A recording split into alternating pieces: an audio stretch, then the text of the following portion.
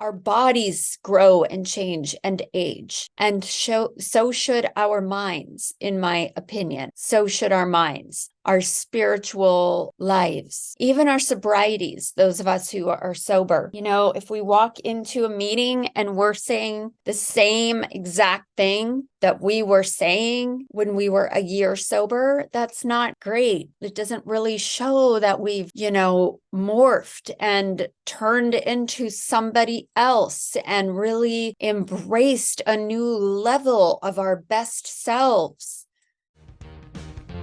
Welcome to Amy Liz Harrison's podcast, Eternally Amy, a mum of 8's journey from jail to joy, a Gen Xer who overcame her struggle with alcohol to become a best-selling author and mental health advocate. She shares stories of hope and offers ideas for others struggling with mental health challenges. One thing is for sure, you'll leave with something to chew on. And now, here's your host, Amy Liz Harrison. Greetings, compadres. Okay, so this is the third installment, if you will, in a series that I'm doing called On Writing and Failure. And that is a book title by Stephen Marche, who is a Canadian author from Toronto, Canada. And I love this book. I first read it a year ago, and it meant a lot to me then. It means even more to me now on the heels of getting some, I'm not even going to say they were bad reviews. I think that's a poor label. Is a bad review, but just, people giving their opinion on something where it's like, nobody asked for your opinion. Like, no one asked, was there nothing in the content that was neat or worded well, or there was nothing you could relate to? Like, that's boggling to me, but whatever, to each their own. Again, I give an opinion. So there's that.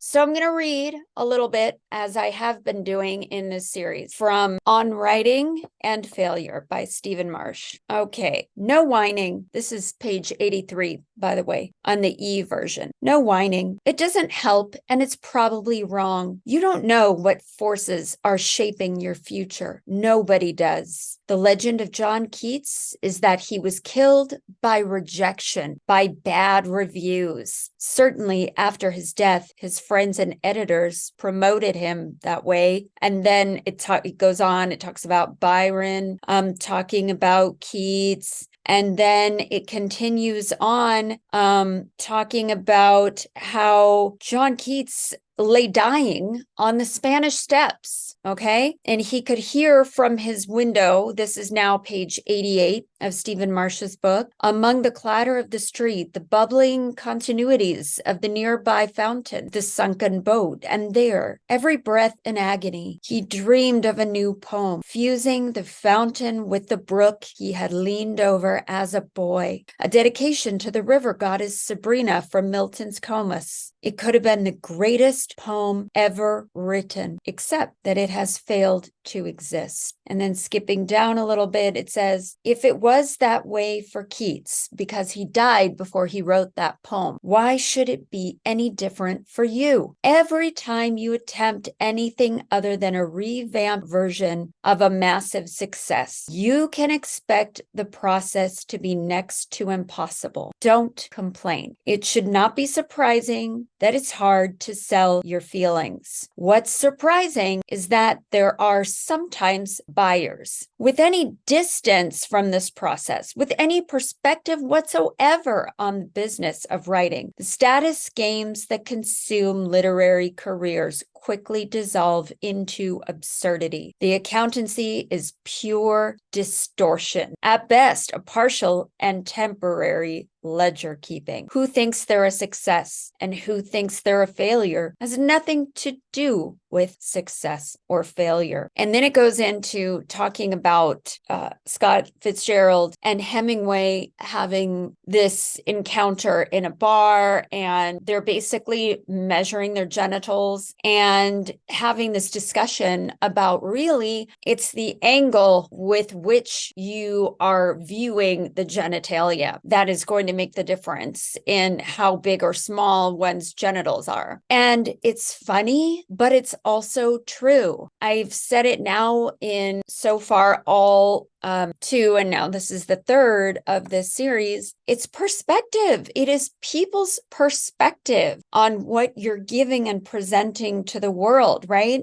And what I want to title this particular installment is, quote, "Thank you next," unquote. Okay, so I'm sure if you look back into the deep annals of your mind, you can think of a time where you experienced or encountered some mean girls or some mean girls equivalent. Or, there are just people out there who don't want to see you succeed. They don't like you. They don't. And we all, by the way, know that those people just feel insecure inside. Nowadays in 2024, we know that. Right? If anybody just comes along and tries to tell you that you're terrible and you're full of crap, that's because they don't feel good inside. It's the classic bully on the playground, right? Thankfully, we all know that now, or at least we can know that. And I hope, my secret hope, sidebar, is that we normalize that so much that our children can come home and talk about somebody who treated them poorly on the playground, and it'll just be like, "Oh yeah, mom, I encountered this super insecure kid on the playground today. They tried to shame me." Or, you know what I mean? I hope that just becomes normalized because it takes the power out of the whole thing, as does talking about this and other things that are sort of shrouded generally in like, "Oh, we're not going to talk about that." Writing and failure, or creative processes, creative careers and failure. Oh my God. We can't admit that we're failures, right? It just seems like such a death sentence, really.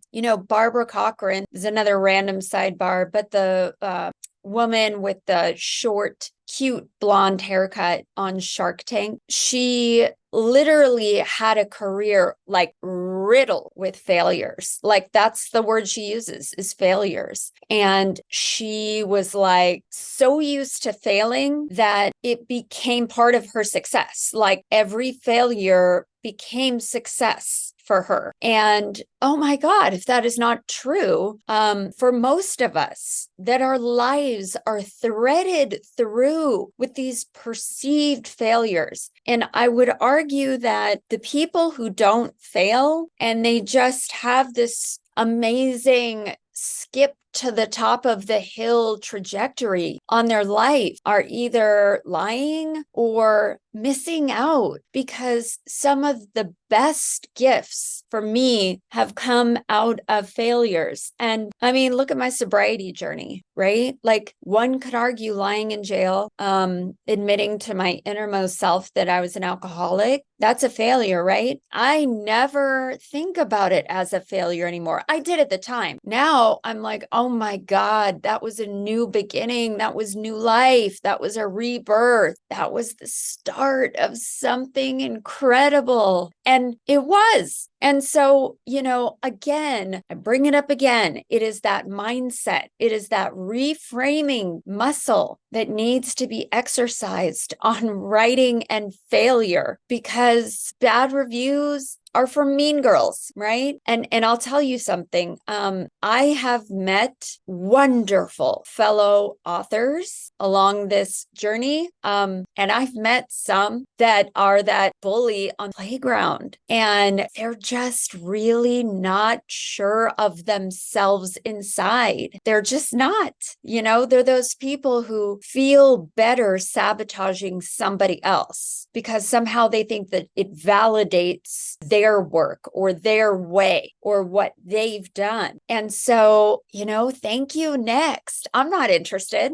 I'm just not. I'm interested in walking shoulder to shoulder with other creatives, walking shoulder to shoulder, not trying to, elbow people so I can get ahead of them. That's what a mean girl does. Or backstabs you behind your back, right? There's always something going on where that person is like, oh my God, I have to get ahead. Oh my God, And it is that shared experience of walking shoulder to shoulder in the same direction. And we can be wearing different clothes, walking at different paces because we have different strides. And some of us are taller than others. And so we have different sort of wingspan in our legs, right? But we're shoulder to shoulder, walking in the same direction, walking on the same pathway toward good. And that's how I see this writing gig currently at this moment today. As I said last time, it could change. Okay. So here's the thing. When you put a book out there into the world, you have very little control over the fate of that book. You just do. You can't make anybody want to buy it. We're all going to have relatives or people in our lives who will take it upon themselves to feel sorry for us and buy a copy or 12. Okay. But it's one of those things that it is not an easy sell. And some of us are not hustlers. And I put myself in that category. I hire out all that stuff. I hire out, social media posts and SEO and keywords and all that crap. It's not my skill set. It's not my bag at all. My bag is connection with other human beings. My bag is writing my feelings and about those connections and creating art with those words that I choose to tell about those experiences, right? I'm a storyteller, which is based on my own personal life experience. And so if you don't like it, you don't like it. Cool. You don't have to like it. You don't have to like it. Just like as much as I would love to like science fiction, I don't dig it. I don't dig historical fiction. I wish I did. Right now, not my bag. I don't have to like it. What would you do if you wrote a historical fiction novel and I went on there to your Amazon author page and I was like, oh, yeah, so I don't like this. It's not well done. And I made these accusatory, I didn't get it. And you didn't really follow, the equivalent of Robert's Rules of Order for historical fiction. You didn't really follow that. So nah, I'm not interested. So we just don't really have a lot of control over the fate of our books once we put them out there in the world. So I said it last time and I'll say it again. Keep your day job. If you can, keep your day job or figure out a way to make money off of writing that's going to be steady and just enough for you, right? Because it's a tough gig, it's a tough gig. So here's the thing. I was kind of thinking about, the concept of giving birth to a baby. And let's say that the nurse walks into a room and is like, oh my gosh, what an ugly baby. I don't know too many nurses that would do that, but I'm sure there have been equivalents, right? I'm not that person who's going to walk in and say,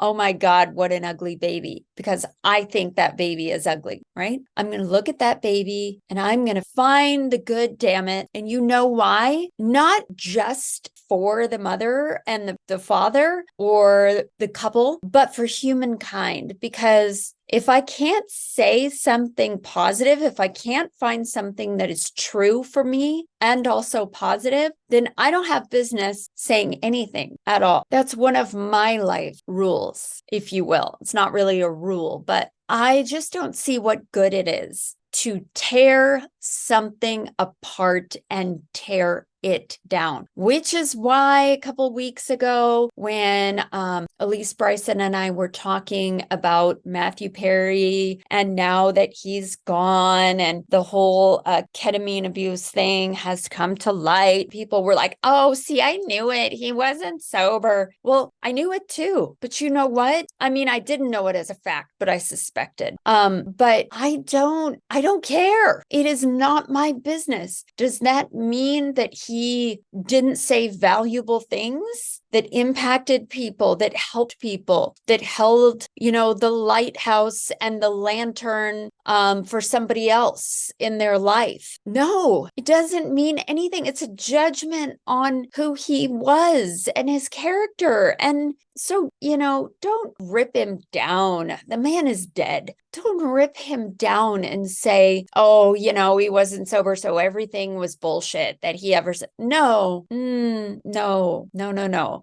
We go through many changes in our lifetime. I know very few people, although I do know a couple, who have not changed at all since they were little kids. They are exactly the same. And I don't really find that appealing, to be honest, because I feel as if growth for my character and for people that I like to associate with, growth is huge. I could look back in 12 months and watch this video, listen to this particular podcast and be like, oh my God, I feel totally differently now. And that would be fine. And it would make sense if I continued to have an open mind about, growing and learning, and it would be okay. Maybe I would learn additional information. Maybe I would be privy to new revelations. And that's okay. There's nothing wrong with that. As I grow and change and age, right? Our bodies grow and change and age. And so should our minds, in my opinion. So should our minds, our spiritual lives, even our sobrieties, those of us who are sober. If we walk into a meeting and we're saying the same exact thing that we were saying when we were a year sober, that's not great. It doesn't really show that we've, morphed and turned into somebody else and really embraced a new level of our best selves. It just kind of shows that we've been treading water, which is also fine, but I'm not super interested in that personally. I don't have to be, right? So my goals are to sow the seeds of positivity, and it certainly does not mean everybody's goals are. That I have learned through this process. And so mean girls, I don't associate with them. And mean authors, I don't associate with them if given the choice. I generally, I don't know. I have really strong, good boundaries when it comes to positivity. And that is based on years of experience with negative people and people who are constantly safeguarding these old, wedded to the past or wedded to the letter of the law ways instead of spirit of the law. Spirit of the law, if you're not familiar with this term, it's a law enforcement term. And basically what it means is a flow, right? It is a flow through life. It's like wearing life like a loose garment. And then there are, people who are letter of the law, who are like the grammar police, right? These are the people who you will see on message boards who are like, hey, so this is how you spell blah, blah, blah, or correcting people's terminology, or, it's like those just keyboard warriors, right? You know what I'm saying? Like the people who maybe should not be writers, but should be editors, because they like to dissect and pick apart people's writing. And nothing against editors, okay?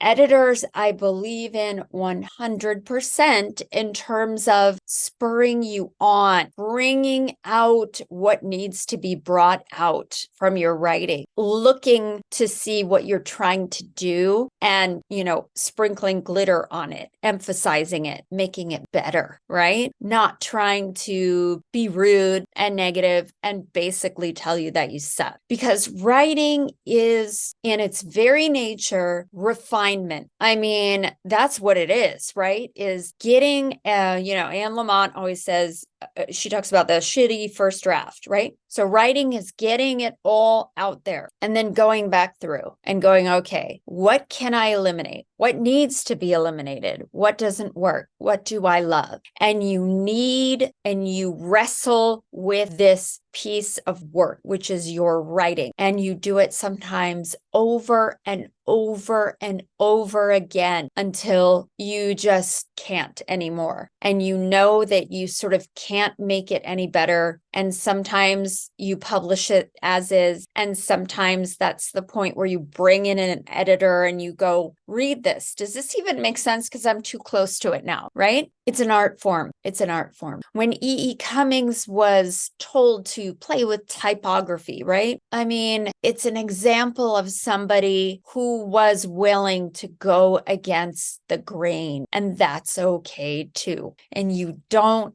have to like E. E. Cummings. You don't have to. I love the work of E. E. Cummings. I love it, but not everybody does. And that's okay. And if he had an Amazon page today or a Goodreads page or whatever it is, right? And somebody was like, oh, like you didn't use the parentheses correctly. Oh, you should have capitalized this. Is that helpful? Is that something where E. E. Cummings would have gone, oh, thanks. Thank you so much. Oh my gosh. No, I don't think so. Personally, I don't think so. So writing is refinement for the writer, You know, if I go to an Airbnb that I've seen the pictures for and I walk in there and I'm like, this doesn't look exactly how the picture looked in my mind based on the photos I saw. Yeah, give it a negative review. Like, own yourself. Own yourself. If somebody was asking for your opinion, that's different, right? But don't think by giving your opinion to somebody else unsolicited, they're going to be grateful for it. 9 times out of 10, they don't care what you think. It's on you. It's on you. And as readers of other people's work, we have responsibilities. You know, this is an art form where people are putting themselves out there, and we should be cheering each other on, in my opinion, because it takes balls, it takes bravery, it takes courage. It's not easy. And then to have somebody come along and just go, you didn't really do this right and I didn't get it. Pass. You're a mean girl. You're a mean guy. And nobody wants to play in the sandbox with you. And what I want to do is connect. I want to connect with other people in the world who are putting out positive energy, because we have too many entities in our lives that feed us negativity. And we certainly don't need some insecure little person, you know, just trying to mess up our review page because they want to feel better about themselves and they want to just show you how you're not doing it right. And I'm not here for that at all. I'm not here. I don't champion that. And I don't want anybody out there who's considering writing to be like John Keats and die on the Spanish Steps, having not written a poem inside of him. And then the world will never know. The world will never get to unwrap that gift. A gift, by the way, which won't be for everyone. Not everybody would have liked that poem if he would have had a chance to write it. Okay? Not everybody would like it. And that is okay. But imagine if he were on the Spanish Steps. And let's say with his last breaths, he is formulating this poem in his mind and speaking it out loud. And some person comes along and goes, you know, that's really not the correct syntax for a poem. Why don't you try a haiku? I mean, give me a break. Go away. Like, beat it. No one cares. Go talk to your own self. Poison your own well, not somebody else's, with your negativity. Not here for it. Not here. You know, sorry to simplify it, but it's the golden rule. If you can't say something nice, don't say it at all. Just don't. You know, you're putting a turd in the punch bowl. Pass. And so as I wrap up today, I just want to say, if you want to leave me a comment or a picture of your ugly baby, quote unquote, I'm going to find something cute to say about that baby. I'll promise you that. And you can think that I'm Pollyanna or something, or like I've got a positive sandwich kind of attitude going on or whatever. That's cool. Cool with me. You know why? Because I've got peace. I've got peace in my soul. And one last thing I will touch on is that a couple days after this whole thing sparked, and I was like, oh my gosh, I've got to talk about on writing and failure. After I had these negative reviews come up, I was processing this with my therapist. And my therapist was like, yeah, no, like, can I remind you, like, rejection sensitivity disorder is something that is huge with people who have ADHD. And it's not just for ADHD. This is it's a human thing that maybe goes by another costume. Call it sensitivity, call it overly emotional, call it what you will. But ultimately, it's about purposely hurting other people. And therefore, I'm not into that, not into that. And I'll admit, I can't understand the people who are.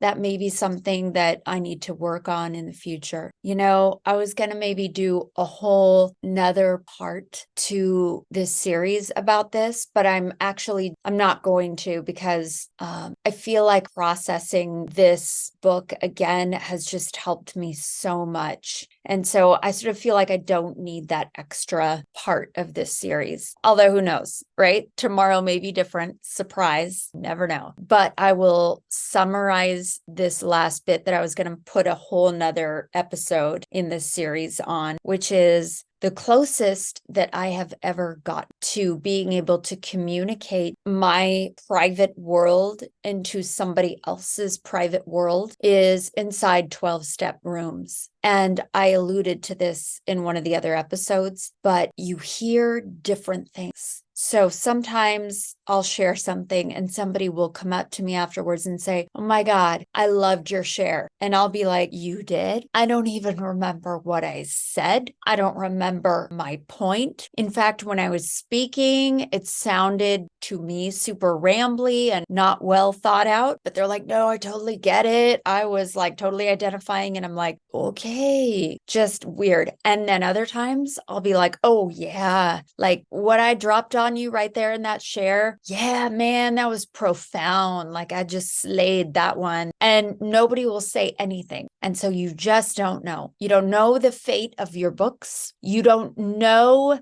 how to communicate as a writer to another person's head because you are not in that time and space and situation and viewing it through the lens that they are seeing the world. It's hard. It is tough. And so when you read something that really speaks to you, resonates with you, when you hear some content of some kind that just lights you up inside, that's magic to me. That's magic. And if we don't create it, if we don't put it out there, we'll miss those people who get it, get the magic, they get the intention. Maybe not exactly the way you intended, but it speaks to them. And that is a beautiful diamond. It's beautiful because you create this sacred little connection, sacred little bridge between the two of you without even knowing about it, without even maybe ever meeting in person. And it's beautiful. So on that note, be kind, rewind. Thank you for the honor of your time. Take what you like and leave the rest